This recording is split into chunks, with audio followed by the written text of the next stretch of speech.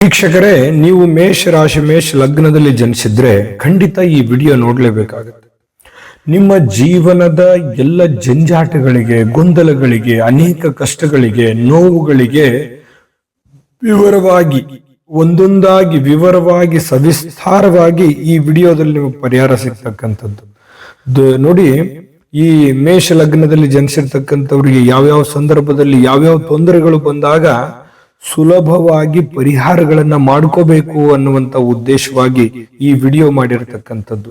ಯಾವುದಾದ್ರೂ ನಿಮಗೆ ದೋಷಗಳಿದ್ರೆ ಖಂಡಿತ ದೋಷಗಳು ಇದ್ದೇ ಇರ್ತವೆ. ಅವುಗಳಿಗೆ ಯಾವ ರೀತಿ ಪರಿಹಾರ ಮಾಡ್ಕೋಬೇಕು, ಪ್ರಮುಖವಾಗಿ ಮನುಷ್ಯನಿಗೆ ಅವಶ್ಯಕತೆ ಇರತಕ್ಕಂತಹ ಸಮಸ್ಯೆಗಳಿಗೆ ಅಡ್ಡಿಪಡಿಸುವಂತಹ ಗ್ರಹಗಳಿಗೆ ಯಾವ ರೀತಿ ಪರಿಹಾರಗಳನ್ನ ಮಾಡ್ಕೋಬೇಕಾಗತ್ತೆ ಅನ್ನುವಂತಹ ಸವಿಸ್ತಾರವಾದ ವಿಚಾರವನ್ನ ಈ ವಿಡಿಯೋದಲ್ಲಿ ನಿಮ್ಗೆ ತಿಳಿಸ್ತಕ್ಕಂಥದ್ದು. ಕೇವಲ ಪ್ರಮುಖ ವಿಷಯಗಳನ್ನ ಮಾತ್ರ ಇಲ್ಲಿ ಪರಿಹಾರಗಳನ್ನ ತಿಳಿಸ್ತಕ್ಕಂಥದ್ದು. ಅಂದ್ರೆ ಜೀವನಕ್ಕೆ ಬೇಕಾಗಿರುವಂತಹ ಬಹು ಅಮೂಲ್ಯ ಸಮಸ್ಯೆಗಳಿಗೆ ಪರಿಹಾರಗಳು. ವಿಡಿಯೋ ತುಂಬಾ ಇಂಪಾರ್ಟೆಂಟ್ ಆಗುತ್ತೆ. ಖಂಡಿತವಾಗ್ಲೂ ವಿಡಿಯೋ ಕೊನೆ ತನಕ ನೋಡ್ಬೇಕು.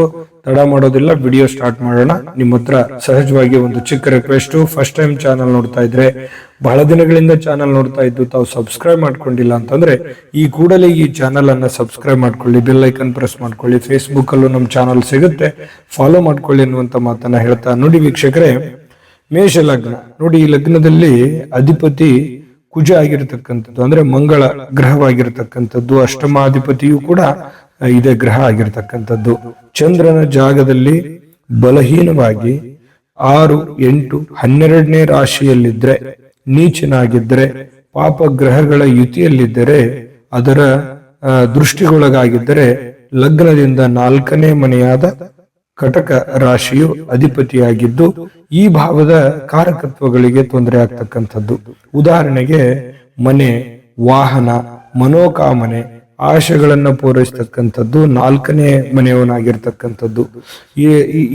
ಇವುಗಳನ್ನ ಈಡೇರಿಸಿಕೊಳ್ಳಿಕ್ಕೆ ಕೆಳಗಿನ ಪರಿಹಾರಗಳನ್ನ ಮಾಡಿದ್ರೆ ಶುಭವಾಗಿ ನಿಮಗೆ ಸಿದ್ಧಿ ಆಗ್ತಕ್ಕಂಥದ್ದು ಗಮನದಲ್ಲಿಟ್ಕೋಬೇಕು. ಏನ್ ಮಾಡ್ಕೋಬೇಕು ಪರಿಹಾರ ನೋಡಿ, ಸೋಮವಾರದಂದು ಶಿವನ ಪೂಜೆ ಮಾಡ್ತಕ್ಕಂಥದ್ದು, ಶಿವನಿಗೆ ಹಾಲೆರೆದು ಬಿಲ್ವ ಪತ್ರೆಯನ್ನು ಅರ್ಪಿಸ್ತಕ್ಕಂಥದ್ದು.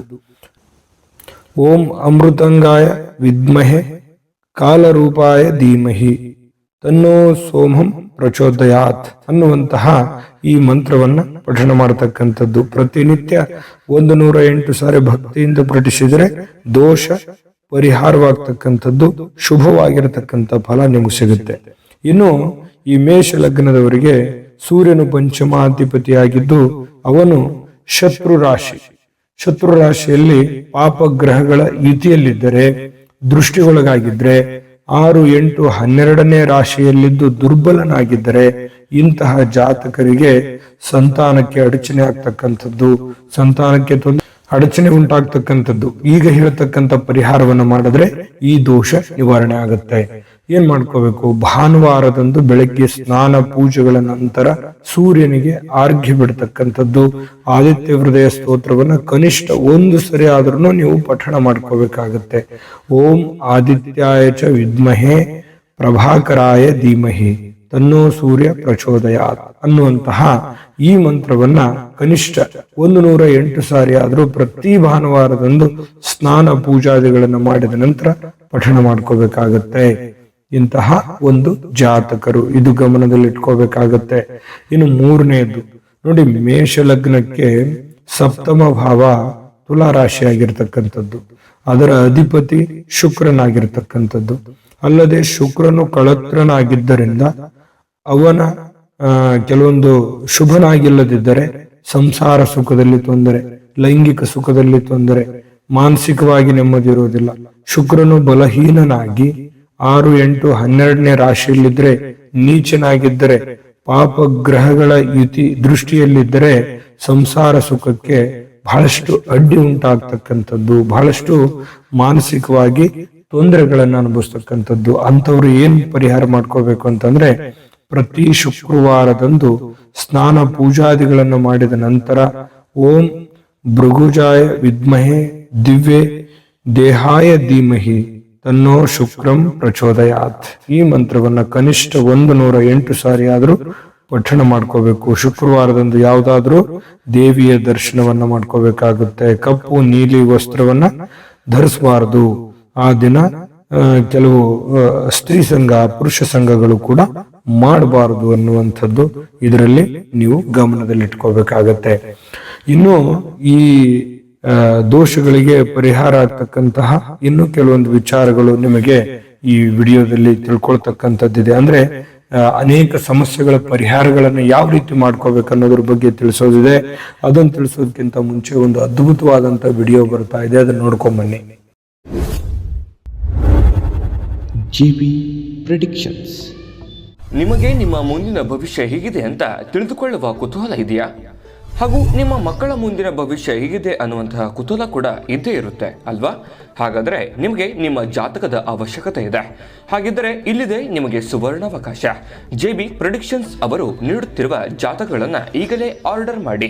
ವಿದ್ಯಾಭ್ಯಾಸ, ಉದ್ಯೋಗ, ವಿವಾಹ, ಆರೋಗ್ಯ, ಸಂತಾನ, ವ್ಯಾಪಾರ ವ್ಯವಹಾರ, ಇನ್ನು ಜಾತಕದಲ್ಲಿನ ಅನೇಕ ಮಾಹಿತಿಗಳು ನೀವು ಮನೆಯಲ್ಲಿಯೇ ಕುಳಿತುಕೊಂಡು ಸರಳವಾಗಿ ತಿಳಿದುಕೊಳ್ಳಬಹುದು.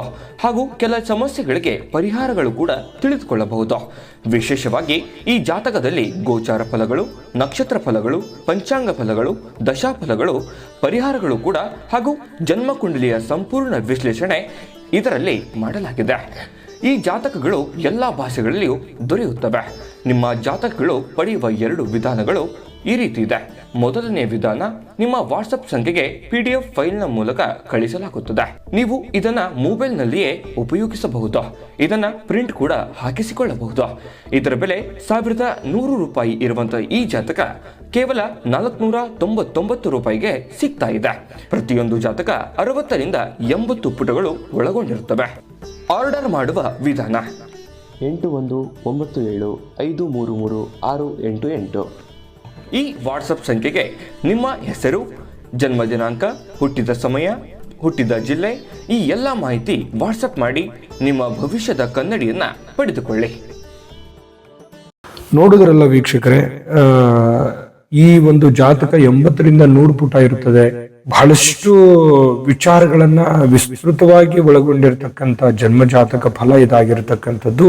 ಈಗಲೇ ನಂಬಿಕೆ ವಿಶ್ವಾಸದಿಂದ ಆರ್ಡರ್ ಮಾಡ್ಕೊಂಡು ತರಿಸ್ಕೊಳ್ಳಿ ಅನ್ನುವಂತ ಮಾತನ್ನ ಹೇಳ್ತಾ ಬನ್ನಿ. ಹಾಗಿದ್ರೆ ವಿಡಿಯೋದಲ್ಲಿ ಮುಂದುವರಿಯೋಣ. ಮೇಷರಾಶಿ ಮೇಷ ಲಗ್ನದವರ ಮುಂದಿನ ವಿಷಯಗಳನ್ನು ನೋಡೋಣ.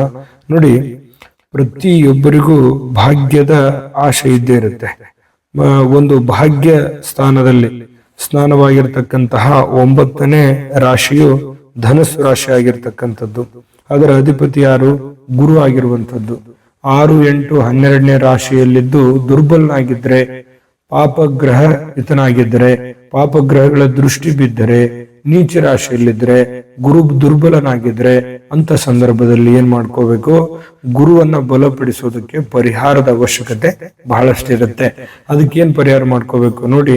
ಪ್ರತಿ ಗುರುವಾರ ಸ್ನಾನ ಪೂಜಾದಿಗಳ ನಂತರ ಅಂಗೀರಸಾಯ ವಿದ್ಮಹೇ ದಿವ್ಯ ದೇಹಾಯ ಧೀಮಹೇ ತನ್ನೋ ಜೀವ ಪ್ರಚೋದಯಾತ್ ಅಥವಾ ಓಂ ನಮೋ ಭಗವತೆ ವಾಸುದೇವಾಯ ನಮಃ ಈ ಮಂತ್ರವನ್ನ ಕನಿಷ್ಠ 108 ಸಾರಿ ಆದ್ರೂ ಗುರುವಾರ ದಿನ ಪಠಣ ಮಾಡ್ಕೋಬೇಕು. ವಿಷ್ಣು ದೇವರ ಪ್ರತಿಕಾರವಾಗಿರ್ತಕ್ಕಂತಹ ದೇವಾಲಯಕ್ಕೆ ತೆರಳಿ ದರ್ಶನ ಪಡೆದ ನಂತರ ಅರಳಿ ಮರಕ್ಕಾಗ್ಲಿ ಅಥವಾ ಬಾಳೆಯ ಗಿಡಕ್ಕಾಗ್ಲಿ ನೀರೆರಿಬೇಕು. ಈ ತರ ಮಾಡಿದಾಗ ಕೆಲವು ಸಮಸ್ಯೆಗಳು, ಗುರುವಿನಿಂದ ಆಗುವಂತಹ ಸಮಸ್ಯೆಗಳು ಅಥವಾ ಗುರು ದುರ್ಬಲ ಆಗಿದ್ರೆ ಇರುವಂತಹ ಸಮಸ್ಯೆಗಳು ನಿವಾರಣೆ ಆಗ್ತವೆ. ಇನ್ನು ಗೋಪಿ ಚಂದನ ಅಥವಾ ಕೇಸರದ ತಿಲಕವನ್ನು ಇಟ್ಕೊಂಡು ಹಳದಿ ಬಣ್ಣದ ಹಸುವಿಗೆ ಈ ಕಡಲೆಬೇಳೆ ಮತ್ತು ಬೆಲ್ಲವನ್ನ ತಿನ್ನಿಸ್ತಕ್ಕಂಥದ್ದು. ಜೊತೆಗೆ ಗೋಪಿ ಚಂದನವನ್ನ ಗುರುವಾರದಂದು ದೇವಸ್ಥಾನದಲ್ಲಿ ದಾನ ಮಾಡ್ತಕ್ಕಂಥದ್ರಿಂದನೂ ಕೂಡ ಒಳ್ಳೆ ಪರಿಹಾರಗಳು ನಿಮಗೆ ಸಿಗ್ತಾ ಇರತಕ್ಕಂಥದ್ದು. ಜೊತೆಗೆ ಈ ಸತ್ಯನಾರಾಯಣ ಸ್ವಾಮಿ ವ್ರತವನ್ನ ಹುಣ್ಣಿಮೆ ದಿನದಂದು ಮಾಡ್ತಕ್ಕಂಥದ್ದು. ಸಾಧ್ಯವಾಗದಿದ್ರೆ ದೇವಾಲಯದಲ್ಲಿ ನಡೀತಕ್ಕಂತ ಪೂಜೆಗೆ ಹೋಗಿ ಭಕ್ತಿಯಿಂದ ಕತೆ ಹೇಳಿ ಅಥವಾ ಪರಮಾತ್ಮನನ್ನ ಬೇಡ್ಕೊಳ್ತಕ್ಕಂಥದ್ದು, ದೇವರ ಆರಾಧನೆ, ಧ್ಯಾನ. ಈ ದಿವಸ ಉಪವಾಸವಿದ್ದು ರಾತ್ರಿ ಚಂದ್ರನ ದರ್ಶನ ಪಡತಕ್ಕಂಥದ್ದು. ಉಪವಾಸ ವ್ರತ ಬಿಡಬೇಕಾಗತ್ತೆ ರಾತ್ರಿ. ಆ ದಿನ ಸಂಜೆ ಆ ದಿನ ಪೂರ್ತಿಯಾಗಿ ಅನ್ನವನ್ನ ತಿನ್ನಬಾರದು. ಇನ್ನು ಪ್ರತಿಯೊಬ್ಬ ವ್ಯಕ್ತಿಗೂ ಕೂಡ ಜೀವನೋಪಾಯಕ್ಕೆ ಒಂದು ವೃತ್ತಿ, ಉದ್ಯೋಗ ಬೇಕೇ ಬೇಕು.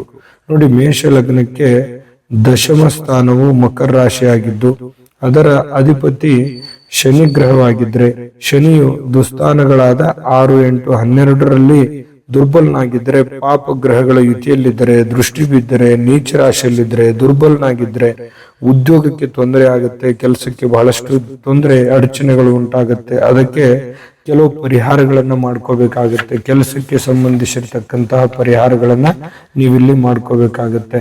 ನೋಡು, ಏನ್ ಮಾಡ್ಬೇಕು, ಪ್ರತಿ ಶನಿವಾರದಂದು ಅರಳಿ ಮರಕ್ಕೆ 8 ಪ್ರದಕ್ಷಿಣೆಗಳನ್ನ ಹಾಕಬೇಕು. ಎಳ್ಳೆಣ್ಣೆ ಅಥವಾ ಸಾಸಿವೆ ಎಣ್ಣೆಯನ್ನ ಹಾಕಿರ್ತಕ್ಕಂಥ ದೀಪವನ್ನು ಹಚ್ಚಿ ಮರದ ಮುಂದೆ ಇಡಬೇಕಾಗತ್ತೆ.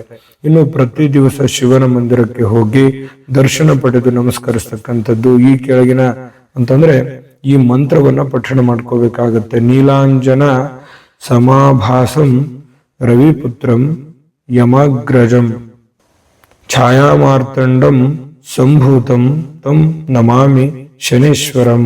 ಈ ಮಂತ್ರವನ್ನ ನೀವು ಕನಿಷ್ಠ 108 ಸಾರಿ ಆದ್ರೂ ಪಠಣ ಮಾಡಬೇಕಾಗತ್ತೆ. ಪ್ರತಿಯೊಬ್ಬ ವ್ಯಕ್ತಿಗೂ ತಾನು ಪ್ರಭಾವಶಾಲಿ ಆಗಿರ್ಬೇಕು, ಬಯಕೆ ಇದ್ದೇ ಇರುತ್ತೆ. ಯಾರಿಗೆ ಇರಲ್ಲ, ನಾನು ದುರ್ಬಲನಾಗಿರ್ಬಾರ್ದು, ನಾನು ಶಕ್ತಿಶಾಲಿ ಆಗಿರ್ಬೇಕು ಅನ್ನುವಂತಹ ಒಂದು ಭಾವನೆ ಇದ್ದೇ ಇರುತ್ತೆ. ನೋಡಿ, ಈ ಲಗ್ನಾಧಿಪತಿಯಾದ ಕುಜ 6, 8, 12 ರಾಶಿಯಲ್ಲಿದ್ದು ದುರ್ಬಲನಾಗಿದ್ರೆ, ಪಾಪ ಗ್ರಹಗಳ ಯುತಿಯಲ್ಲಿದ್ದರೆ ಅಥವಾ ನೀಚ ರಾಶಿಯಲ್ಲಿದ್ದರೆ ಆಗ ಪರಿಹಾರಗಳು ಅಗತ್ಯವಾಗಿರ್ತಕ್ಕಂಥದ್ದು. ಏನ್ ಮಾಡ್ಕೋಬೇಕು, ನೀವು ಪ್ರಭಾವಶಾಲಿ ಆಗಬೇಕು ಅಂತಂದ್ರೆ ಪ್ರತಿ ದಿವಸ ಸೂರ್ಯನಾರಾಯಣನಿಗೆ ಆರ್ಘ್ಯವನ್ನು ಕೊಡಬೇಕಾಗತ್ತೆ ಮತ್ತು ಆಂಜನೇಯ ಸ್ವಾಮಿ ಉಪಾಸನೆ ಮಾಡ್ಕೋಬೇಕಾಗತ್ತೆ.